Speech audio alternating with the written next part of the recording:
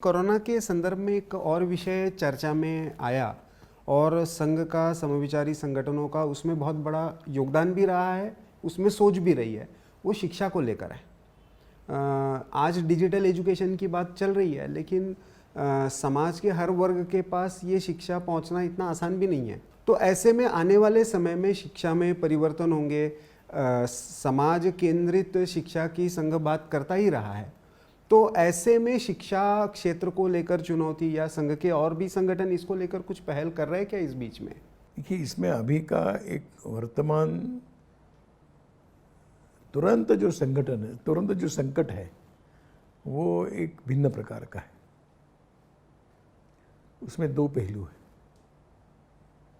कि अपने भारत में शासकीय व्यवस्था के साथ साथ निजी शिक्षा संस्थान भी बहुत बड़ी मात्रा में हैं कि जो समाज के सहयोग पर ही चलते हैं।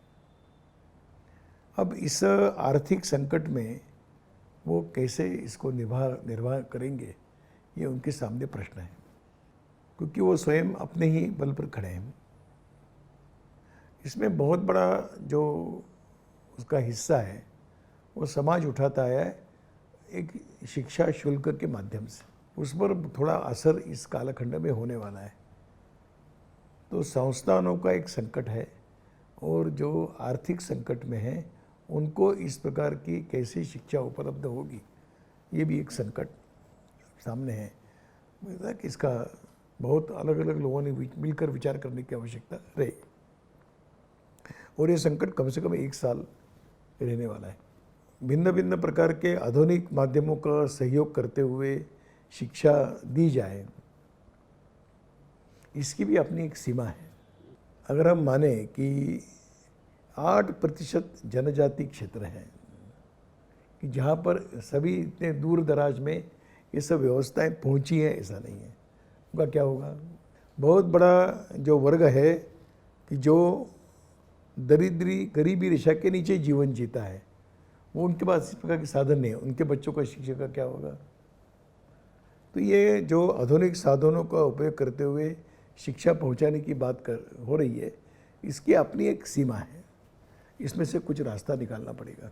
स्वयंसेवी संस्था इसका जिम्मा कुछ उठा सकती है कि वो बच्चों का कोचिंग करे, बच्चों को सिखाए, अपने घर में कोचिंग क्लास जैसे चलाएं और इस 1 वर्ष को हम इसको अपने योजनाओं के आधार पर 1 वर्ष पार कर लें।